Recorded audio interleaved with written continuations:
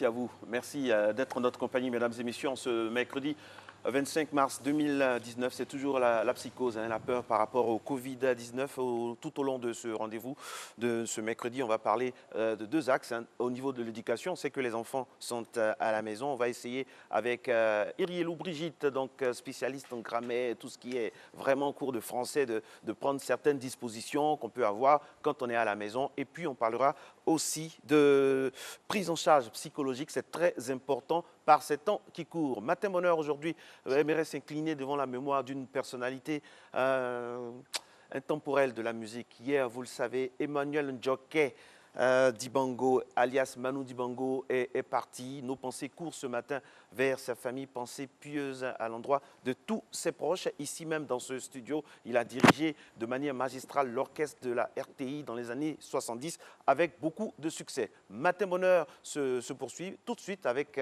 quelques fondamentaux qui restent tout de même, la revue de presse.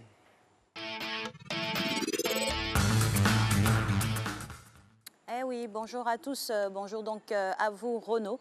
Et puis voilà, c'est à vous maintenant de jouer votre partition pour la revue de presse. Bonjour Alix, bonjour Marco et bonjour à tous ceux qui nous suivent. Lutte contre le coronavirus, les mesures annoncées par le président de la République rassurent les populations. Après son message à la nation, les Ivoiriens saluent les décisions du chef de l'État selon Fraternité Matin. Le confrère révèle pourquoi les mesures de prévention doivent être respectées et souligne que le chef d'état-major des armées met les militaires en alerte avec notamment 3 aéronefs mis à la disposition pour les éventuels cas d'évacuation. Les Ivoiriens se prononcent sur les dernières décisions du chef de l'État, couvre-feu, confinement, interdiction de sortie d'Abidjan. Les Ivoiriens, selon l'expression, jugent les décisions de Ouattara et les approuvent plutôt. Prévention contre le coronavirus, le Premier ministre s'auto-confine. Amadou Gon Coulibaly donne l'exemple selon le Patriote. Après avoir été en contact avec une personne qui a ensuite été déclarée positive au Covid-19, le chef du gouvernement a décidé de se mettre en auto-confinement. Le Premier ministre a invité à cette occasion les populations au strict respect des mesures visant à contenir la maladie. L'Inter livre en exclusivité des confidences sur ce qui se passe en ce moment à l'Institut national de la jeunesse et des sports. Ces informations concernent la mise en quarantaine relative au coronavirus. Le confrère révèle à ce sujet que des ministres, des directeurs généraux et des experts sont à la manœuvre pour offrir des conditions optimales d'accueil aux populations. La Côte d'Ivoire compte 73 cas de contamination au coronavirus depuis hier. 48 nouveaux cas de personnes confirmées au Covid-19 ont été annoncés hier par les autorités sanitaires. Ces nouvelles contaminations, malheureusement, ont été enregistrées entre le 23 et le 24 mars 2020. Mesures de prévention au coronavirus, le couvre-feu est rentré en vigueur hier et à ce sujet, l'Intelligent d'Abidjan, dans son édition de ce jour, propose un article dans lequel il révèle comment des populations ont vécu leur premier jour sous état d'urgence. Le confrère attire aussi l'attention sur les frais de transport qui grimpent dans les gares. La nouvelle, vous le savez, s'est répandue comme une traînée de poudre hier. Après Orlus Mabélé, le coronavirus a eu raison d'un autre grand de la musique africaine. Manu Dibango a rangé à jamais son saxophone hier à l'âge de 86 ans. L'auteur du tube planétaire Soul Makossa, qui était hospitalisé en France après avoir été testé positif au coronavirus, a été emporté par la maladie. Avec son décès, la musique mondiale et surtout l'Afrique perd l'une de ses plus grandes stars. Et puis voilà une information qui risque de ne pas plaire aux amateurs de la barbe. Cette information qui court selon un médecin, le virus du Covid-19 peut tenir sur une moustache ou une barbe. Donc il est conseillé pour tous ceux qui portent la barbe de se raser. Et pour avoir plus d'informations sur cette information, il faut lire le sursaut d'aujourd'hui. Voilà, c'est ici qu'on s'arrête pour la revue de presse de ce jour. On va se retrouver demain, Dieu le voulant, pour un autre numéro de votre revue de presse.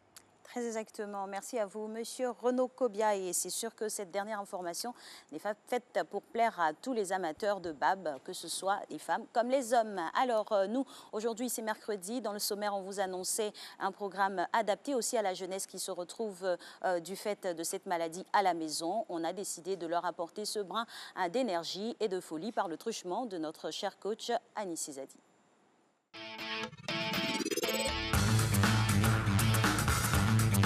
Bonjour, je vous à la maison. Quoi de bataille toujours pour vous servir. Aujourd'hui, c'est mercredi. Fitness, jeunesse. OK? On part pour l'échauffement. Top, sur place. Sur place, échauffement. Sur place, hein? Grandis là, sur la pointe des pieds. Échauffement. Bouge. Léger. OK.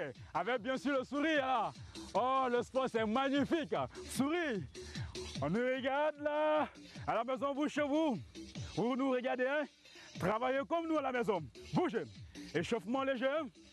Mouvement. Élévation légère des genoux. Là. Levez. Levez. Bouge.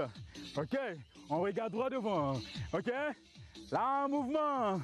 1, 2, 3. OK. 4, 5. Bien sûr, avec le sourire. Bouge là. Sur place là. On va taper ensemble. On va taper ensemble. On reprend. Marche. 2, 3, 4. Bouge là, tape. Doucement. Bouge. On regarde droit devant avec le sourire. Fitness jeunesse les mercredis. Suivez-nous tous les mercredis. Les enfants à la maison. Vous pouvez comme nous, hein. Bouge. Et on reste là. Sortez les mains. OK? On part lentement. Sors. Droite. Gauche. Droite. Rapide. 2, 3, c'est bien. 4. Avec le sourire. 6, 7, 8. 1, 2, 3, 4, 5, 6. OK? Là, les mains. La jambe va sortir là. Sors. Un côté. Sors. OK? Sors bien la jambe. Sors la jambe encore. Sors encore. On va changer, hein? Une fois. Reviens, change maintenant. Sors. Avec mouvement de bras. OK? Ça va aller rapide, hein? Rapide, hein? 2, 3, 4. Bouge. 1, 2, 3, 4, 5, 6, 7, 8. Change. Bouge.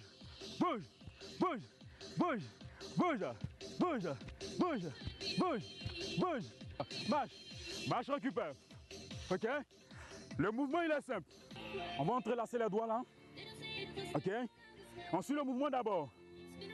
C'est 1. Donc, on va ensemble. 2, 3, 4. Prélasse. 2, 3, 4. 1. 2. 3, 4, 5, rapide, bouge, doucement, 2, 3, 4, 5, 6, 7, 8, rapide, 1, 2, 3, 4, 5, 6, 7, 8, et pause, avec le sourire, on marche, avec le sourire, on en joie, c'est fitness jeunesse, on en joie, les enfants on en joie, fitness jeunesse, c'est pas la séance des adultes, là ici on s'amuse, ok, et on se met en position là, toujours le même exercice, 2, 3, 4, c'est parti, 1, doucement, 2, 3, 4, 5, 6, 7, 8, rapide, hein? 1, 2, 3, 4, 5, 6, 7, 8. Sur place. OK. C'est fitness jeunesse mercredi. On est mercredi. On dépose son énergie.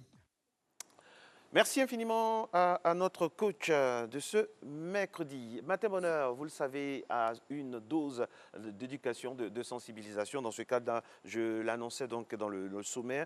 Nous recevons donc Irielou Brigitte, enseignante-chercheur, pour parler de fautes grammaticales et de fautes écrites. C'est juste après ceci.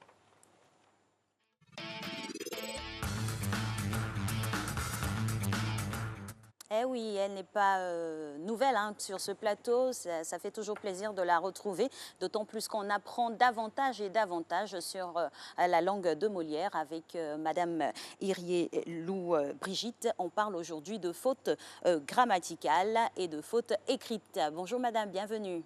Bonjour Madame Koukoula, bonjour Monsieur Marcelé. Alors on va commencer par des expressions qui vont s'afficher, mesdames et messieurs, sur votre poste récepteur. Et puis on va commencer grâce à Christelle Akoussa par certaines expressions. Faire des pieds et des mains et non faire mains et pieds. Alors c'est adressé à tous ceux qui sont à la maison. C'est un petit coup de rattrapage, de révision, n'est-ce pas?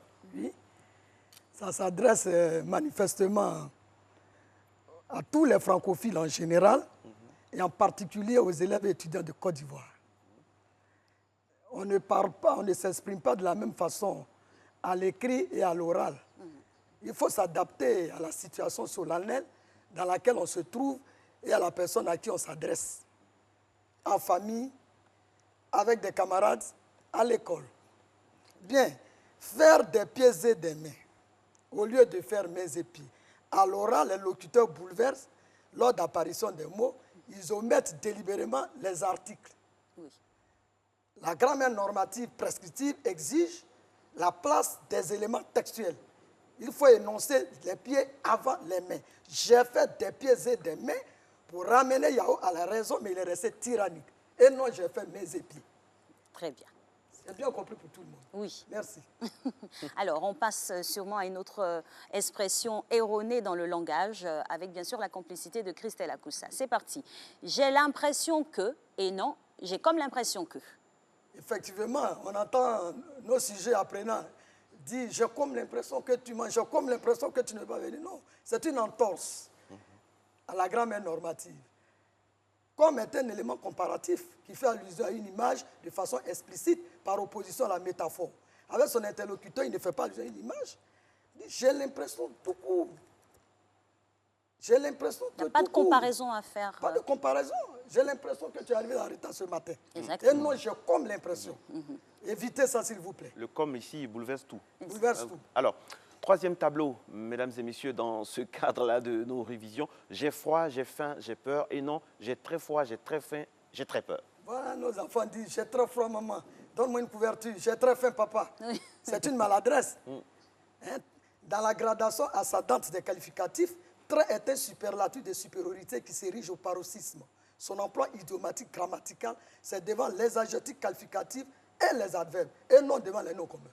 Il faut que nos sujets appréhendent le savent une bonne fois pour toutes. Il est très intelligent, le fils du voisin. Et non, j'ai très soif, papa. Ça ne marche pas. Très bien. Voilà, on ne va plus faire cette erreur-là, que ce soit pour les enfants ou même pour les adultes. On a une autre expression à vous emmener, là, maintenant. Il s'agit de anguille sous roche et non anguille sur roche. Anguille est un poisson serpenté, il a la forme d'un serpent. Et c'est un aliment qui vit dans l'eau. Il se cache sous les roches et non sur. En t'adressant avec ton interlocuteur, bon, tu vis une situation floue. Tu n'as pas confiance à lui. Tu dis attention. Le scepticisme. Attention, il y a anguille sous roche. Tu ne peux pas lui dire anguille sur roche. Ça veut dire qu'il y a quelque chose qui cloche. Ça pourrait être un quartier, anguille sur quelque chose. Et encore. Tu me caches quelque chose. Attention. Donc, Anguille sous roche. Mais encore, professeur, il y a aussi des gens qui disent il y a aiguille sous roche. Mais Ben oui. non seulement ce n'est pas aiguille, C'est plutôt une aiguille, anguille, mais même si c'est anguille sous Sous la la roche. roche. Parce que c'est là-bas, de façon générale et globale, que vivent les anguilles. Voilà, ça Alors, allez, ça fait toujours plaisir d'être en votre compagnie. Est-ce qu'on a un autre tableau? Est-ce qu'on a un dernier tableau? Oui, malgré et non malgré que. Ah oui, ça, franchement. J'ai envie de dire coach du français, vous êtes notre coach du français ce matin. Ça revient de façon récurrente et quels que soient les niveaux sociaux. Et le jusqu'à. Jusqu'à A. malgré. avec le docteur Irelou Boye Brigitte, ils feront attention dorénavant. Malgré, en dépit de, c'est une locution prépositive. Absolument. Après la locution prépositive, on ne peut pas employer ni un pronom interrogatif que, ni une conjonction de subordination que. Et si je dis malgré le fait. Malgré le fait que ça marche, OK. en dépit que, ça ne marche pas. Oui. En dépit de, Deux. malgré le fait que, en dépit de, ce sont des locutions prépositives. On ne peut pas les associer avec un pronom interrogatif ou une conjonction de subordination. Que. Et en tout cas, franchement, plusieurs expressions ce matin qui sont passées au crible de notre cher docteur. Et ça fait plaisir. C'est sûr que tous ceux qui sont à la maison, qui nous suivent du fait des conditions, on en a appris davantage et on fera plus attention à toutes ces expressions. Et puis, on espère vous revoir très régulièrement, voilà, pour Malgré le joindre fait que la dureté à l'agréable. Malgré le fait que nous soyons dans une situation assez particulière, on espère, oh combien de façon très optimiste, vous retrouver. Je me suis bien exprimé là? Très bien. Super. Je suis disponible. C'est gentil. Merci infiniment à vous et puis on vous souhaite une belle journée. Et voilà, de retour sur le plateau, on vous avait annoncé au sommaire toujours le Covid à l'ordre du jour avec donc un expert psychiatre et psychothérapeute, médecin lieutenant-colonel, le docteur Aboubacar Karaboué. On va parler de cette maladie et de sa prise en charge psychologique. Le mot psychose est de mis de plus en plus parce que voilà, ça crée la peur. Comment réussir à vivre un tant soit peu avec cette maladie qui rôde autour de nous? Ben voilà, aujourd'hui, on essaie de vous donner des voies, des pistes pour pouvoir vivre bien ces moments-là. Bonjour à vous, docteur, et bienvenue. Merci, bonjour à vous.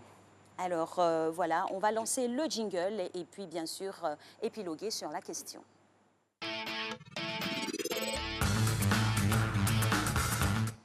La prise en charge psychologique, mesdames et messieurs, est très importante dans ce que nous vivons en ce moment. La Côte d'Ivoire compte 73 cas pour le moment et toutes les questions se posent par rapport au confinement, par rapport au couvre-feu, par rapport à toutes les dispositions que chacun prend de son côté. Alors, au-delà de tout ça, ce qui peut nous sauver, c'est notre mental. Et quand le mental y est, tout suit. Et c'est un peu dans ce giron-là que s'inscrit le lieutenant-colonel Aboubacar Karaboué qui nous fait l'honneur de sa présence. Bonjour, mon lieutenant-colonel. Bonjour. Merci d'être avec nous. Est-ce qu'on doit avoir peur? Bonjour et merci à vous, merci à la RTI qui nous donne l'occasion justement de pouvoir parler de prise en charge psychologique. Je pense qu'il ne faut pas avoir peur parce que justement cette peur-là est la source de beaucoup de nos maux. Il faut, j'allais dire, citer un philosophe, si l'esprit est plus fort que le corps, alors les maladies de l'esprit sont beaucoup plus graves que les maladies du corps. Et justement, la peur touchant à notre esprit, on risque d'avoir des maladies beaucoup plus graves que le Covid-19. Alors aujourd'hui, avec ce que vous venez de nous dire dans votre préambule, c'est une démarche, on va dire, d'accompagnement que vous abondez maintenant. C'est clair que la peur est là, elle existe, mais comment la gérer aujourd'hui avec cette maladie? Comment réagit-on à ce flot d'informations macabres? C'est vrai que Dieu merci, ici en Côte d'Ivoire, on n'a pas de décès et on va prier pour que ça n'arrive pas, mais les chiffres au niveau mondial font vraiment peur. Effectivement, ce flot d'informations macabres dont vous parlez là fait le lit de la psychose. Et aujourd'hui, malheureusement, nous sommes dans un schéma où cette psychose-là est entretenue par une situation qui est hors de la Côte d'Ivoire. On a vu la situation en Chine. Aujourd'hui, on voit l'Europe qui se débat, on voit les États-Unis et on voit le monde entier qui est ébranlé, y compris les grandes puissances économiques. On voit également que le monde de la médecine, qui devrait être en train de rassurer, est également perturbé. Mais il faut comprendre justement que Cela vient du fait que ce Covid-19 est un virus mutant, c'est une maladie émergente comme on dit, et nous n'avons pas suffisamment de recul vis-à-vis de cette maladie. Ça, c'est la réalité. Ensuite, face à cette réalité-là, il faut apprendre justement à s'adapter. Parce que, comme Darwin le disait, ce ne sont pas les plus forts ni les plus intelligents qui résisteront, mais ce sont ceux qui arriveront à s'adapter. Docteur, parlant d'entretien de psychose, c'est vrai que vous dites que ce qui entretient la psychose, c'est ce qui se passe ailleurs. Mais chez nous-mêmes aussi, il y a des choses qui entretiennent la psychose. Quand on laisse entrer des gens sans surveillance particulière, quand il y a des discours visiblement de personnes sachantes qui ne sont pas adaptées ou bien franchement qui sont loin de la réalité, quand il y a des attitudes qui frisent vraiment autre chose, ou quand il y a la peur ou l'indiscipline, est-ce que ça, ce n'est pas un agrégat d'éléments qui peuvent en rajouter à la psychose? Je suis totalement d'accord avec vous sur ce point et je pense que c'est fort de ces différentes informations que le chef de l'État lui-même est monté au créneau et que justement il a fait cette adresse à la nation il y a de cela maintenant environ 48 heures et qu'il a durci également les mesures. Je pense que face à cette situation, comme le disait le chef de l'État, l'indiscipline est notre plus grand ennemi. L'incivisme est notre plus grand ennemi. Il y a des personnes aux ressources, il y a des personnes susceptibles de nous donner de bonnes informations. Et le fait de se lever le matin, de chasser les informations, de ne pas faire la différence entre ces informations et malheureusement d'être en train de les partager partout. Dès qu'on a une information, malheureusement, il faut savoir que ces infox-là, donc ces informations fausses-là, sont justement beaucoup plus virales que le Covid-19.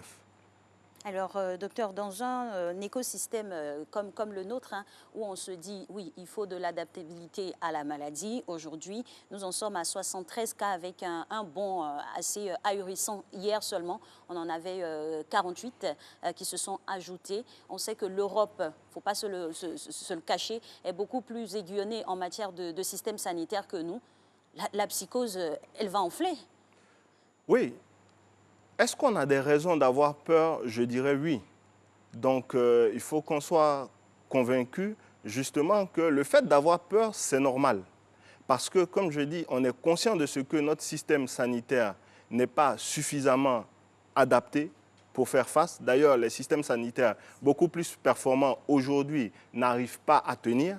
Donc, c'est normal qu'on puisse avoir peur. Donc, déjà, le fait d'accepter la peur est en soi déjà une manière de gérer la peur. Ça, c'est le premier point. Ensuite, justement, on a parlé de toutes ces informations fausses qui circulent, ces informations qui viennent de partout, ces théories de complot, etc., et qui ne servent pas véritablement à faire face. Tous ces éléments-là constituent, comme je dis, les points d'ancrage de notre psychose. Donc, est-ce qu'on a des raisons d'avoir peur? Oui, le Covid-19 est là, le Covid-19 sévit. Aujourd'hui, en Côte d'Ivoire, nous sommes à 73 cas. J'allais dire, on a eu en une journée le double du nombre de cas qu'on avait. Donc, de 25 cas, on a eu 48 nouveaux cas. Donc, est-ce que le Covid-19 est là depuis longtemps? Il se pourrait. On n'a pas aujourd'hui suffisamment de recul. Et on est conscient de notre incapacité à pouvoir faire face à une pathologie de la sorte si elle devenait plus grave. Raison pour laquelle toutes les mesures prises par le gouvernement pour pouvoir justement prévenir la maladie, ces mesures-là sont les meilleures aujourd'hui. C'est le meilleur traitement qui a marché partout dans le monde et il faut que les gens soient conscients qu'ils ont ce traitement contre le Covid-19. Justement, le Covid-19, on a le traitement. Et le traitement, c'est de suivre les mesures de prévention qui sont prises.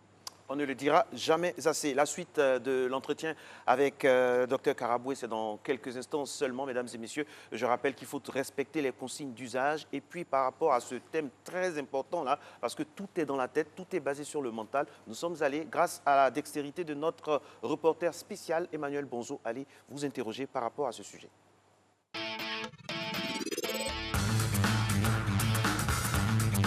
Mon état d'esprit, je suis serein j'ai foi en Dieu que cette maladie d'ici peu va prendre fin, parce que Dieu est le médecin par excellence. Et il est l'intelligentsia, et il va toucher tous les grands chercheurs afin que cette pandémie prenne fin. Et c'est ce que je voudrais aussi bien entendu conseiller aussi à mes concitoyens, de se conformer à tout ce que le président a dit et de faire confiance à Dieu. Moi, je redis mes déplacements, au fait, au strict minimum, voilà, pour ne pas rentrer en contact avec d'autres personnes. Comme on le sait, c'est une maladie qui se transmet plutôt à travers le contact avec des personnes malades. De façon générale, pour rassurer la population, je pense que l'État doit d'abord dire la vérité sur ce que c'est la maladie et puis donner les vraies informations. Parce qu'il y a des rumeurs folles qui se disent sur les réseaux sociaux. Nous sommes un peu calmes parce qu'il y a des mesures qui ont été mises en vigueur. C'est-à-dire à distance de chacun, on ne se salue plus, on se lave les mains tout le temps qu'il faut avec du savon, avec de l'eau alcoolique. Je pense que c'est une très bonne mesure, ça nous rassure. Pour du commerce. Et voilà plusieurs interventions ici concernant cette maladie et le questionnement posé par Emmanuel Bonzo. Alors, docteur, la question que j'ai envie de vous poser, vous parliez tantôt de traitement adéquat dû aux mesures prises par le plus haut sommet de l'État, mais en même temps, ces mesures-là ne sont pas, on va dire, identiques à celles qu'on voit ailleurs. Très bien. Il faut savoir que, justement, gérer une crise, justement parce que j'ai une spécialité en psychologie de gestion des crises et en négociation. Donc gérer une crise, c'est également se préparer à l'après-crise. Et donc le gouvernement met en place des mesures au fur et à mesure également que des informations lui parviennent sur la situation. On n'a pas, une fois de plus, toutes les informations qui puissent nous permettre de prendre des mesures, je vais dire, aussi draconiennes que les autres. C'est vrai que les gens auraient souhaité qu'on durcisse les mesures davantage, mais vous devez savoir que la situation que vit notre pays n'est pas identique à celle que vit d'autres pays. Donc le chef de l'État, son gouvernement et les personnes ressources sont à pied d'œuvre jour et nuit pour être en train de scruter l'évolution de la situation. Et en fonction de l'évolution de la situation, il y a une adaptation des mesures. Pour l'instant, les mesures qui ont été prises par le gouvernement et qui ont été justement répercutées une nouvelle fois et endurcies par le chef de l'État sont des mesures susceptibles de nous permettre de faire face à cette maladie. J'insiste là-dessus, notre meilleur traitement aujourd'hui, c'est la prévention. Et la prévention à travers les mesures qui ont été données. Notre plus grand ennemi aujourd'hui, c'est l'incivisme. Le fait que des gens ne suivent pas ces consignes-là, c'est notre plus grand ennemi. Docteur, notre plus grand ennemi, c'est ça. Mais il y a beaucoup de grands ennemis. Par exemple, les porteurs sains. On sait que c'est depuis 3 mois que tout a commencé. On a eu quand même suffisamment de recul. Donc le problème aujourd'hui, pourquoi les Ivoiriens doutent et disent que le nombre de cas est peut-être sous-estimé, c'est qu'il y a des porteurs sains qui pendant 3 mois sont venus, sont repartis, sont venus, sont repartis. Ajoutez à cela l'INJS Gate dont on en a parlé. Hein, tout ça là fait que les Ivoiriens ont peur. Ça c'est un fait. Ils ont peur, ils ont raison d'avoir peur. Quand c'est comme ça, en matière de négociation, comment on parle à ceux qui sont tapis peut-être dans l'ombre, qui savent qu'ils ont eu une connivence avec le virus d'une manière ou d'une autre, afin que ces personnes viennent volontairement, parce qu'il y a une façon de leur parler aussi. Parce que le candidaton, la protection aussi des personnes infectées, afin que leur nom ne soit pas divulgué. Tout ça, c'est très important, non? Tout à fait. Déjà, il faut savoir que la psychose crée également une sorte de stigmatisation. Absolument. Vous avez vu des vidéos qui ont circulé. Et dans ces vidéos, on voyait par exemple des gens qui passaient et que les gens appelaient Corona, etc.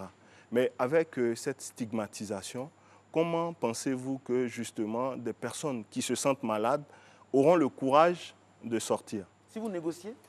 Non, il ne s'agit pas justement de... Déjà, il faut que la conscience collective comprenne qu'il peut y avoir des personnes qui sont malades.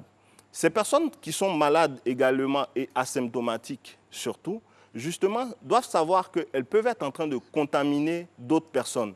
Raison pour laquelle les mesures de prévention qui sont données ne sont pas données aux malades.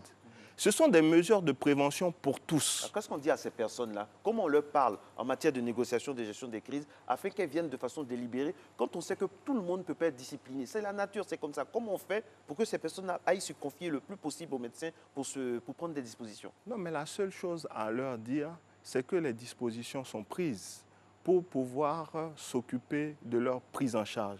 Une fois de plus, vous rappelez l'INJS Gate, comme vous le dites, mais là encore, il s'agit de l'indiscipline des personnes. Le chef de l'État avait donné des instructions. Indiscipline de qui? De ceux qui étaient là-bas ou bien de ceux qui de les tous. encadraient? Okay. De tous. De tous. Ah ouais. Je pense qu'il ne s'agit pas d'être en train d'identifier, j'allais dire, des coupables dans cette situation. Face à cette situation, c'est notre solidarité collective, c'est notre engagement personnel et collectif qui peut nous permettre véritablement... Et notre discipline aussi collective. Et qui peut... C'est notre responsabilité. Exactement, exactement. Donc, vous devez comprendre qu'aujourd'hui, chaque personne est non seulement responsable d'elle-même, mais elle est également responsable de la santé des autres. Responsable d'elle-même et responsable de la santé des autres. Donc, chaque personne doit s'engager à son niveau pour pouvoir être en train de lutter contre le Covid-19. Alors aujourd'hui, il y a une autre démarche avec vous sur ce plateau. Là, c'est vraiment mettre le doigt sur l'esprit, parce que le corona s'attaque au corps, mais vous, aujourd'hui, vous voulez vous attaquer à l'esprit pour qu'il soit beaucoup plus serein. Comment on s'arrange à vivre ou à rassurer quelqu'un qui est atteint de cette maladie en tant que parent à côté de cette personne ou en tant que voisin qui regarde de loin? Très bien. Donc déjà, on dira que... Premièrement, je ne dirais même pas qu'il s'agit de rassurer quelqu'un qui est malade, mais il s'agit avant tout de se rassurer soi-même. Il s'agit, parce que c'est même difficile de pouvoir rassurer quelqu'un quand soi-même on a peur. Et pour se rassurer soi-même, je pense qu'il faut qu'on commence déjà à gérer les informations. Arrêtons d'être en train non seulement de chasser les informations, nous avons des spécialistes, on a en Côte d'Ivoire un comité de crise qui a été mis en place par le chef de l'État. Ce comité est au travail. Les mesures vont crescendo. Aujourd'hui, l'état d'urgence a été décrété par le chef de l'État. Et donc, toutes les mesures sont prises par le gouvernement ivoirien pour pouvoir être en train de faire face à cette situation et faire en sorte que nous puissions très bientôt sortir grandi de cette situation. Ça, c'est la première des choses qu'il faut pouvoir se dire. Arrêtez de chasser l'information, utilisez les informations et les sources fiables, donc le gouvernement de Côte d'Ivoire et l'OMS. Je ne dis pas des messages où vous allez voir le logo de l'OMS, mais le site officiel de l'OMS. Voilà. Deuxièmement, chaque individu doit se rendre responsable de sa propre santé. Se rendre responsable de sa propre santé suggère une hygiène, mais une hygiène globale. Il ne s'agit pas uniquement de se laver les mains et d'éviter. Ça, ce sont déjà des mesures excellentes, mais c'est l'hygiène globale. C'est l'hygiène de notre environnement. Deuxièmement, il faut pouvoir avoir une alimentation saine. Manger équilibré.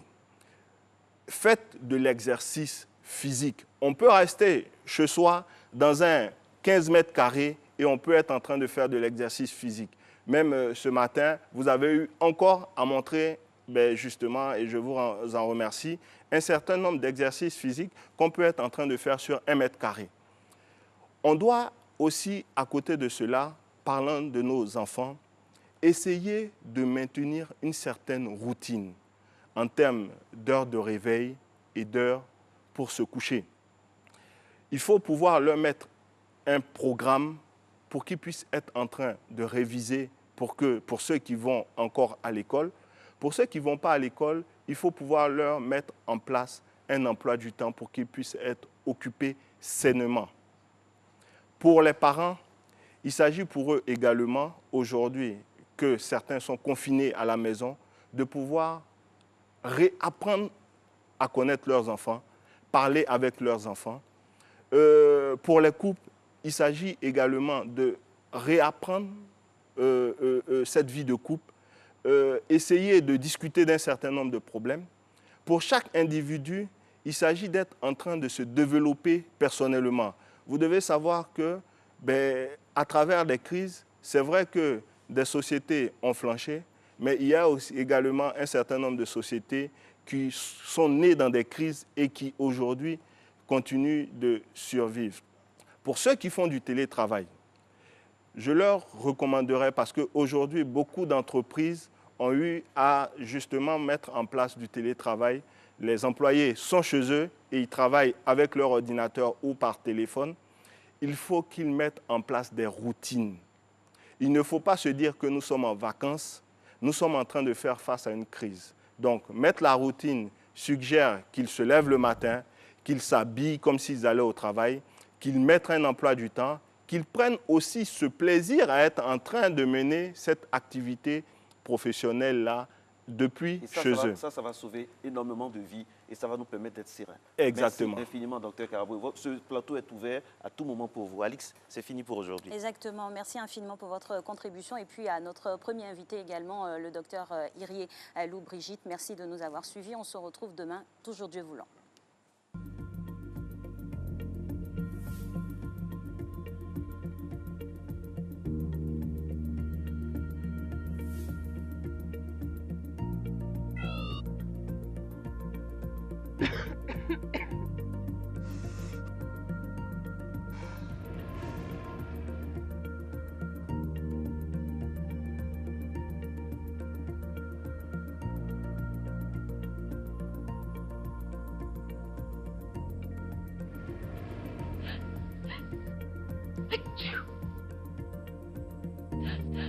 Hey!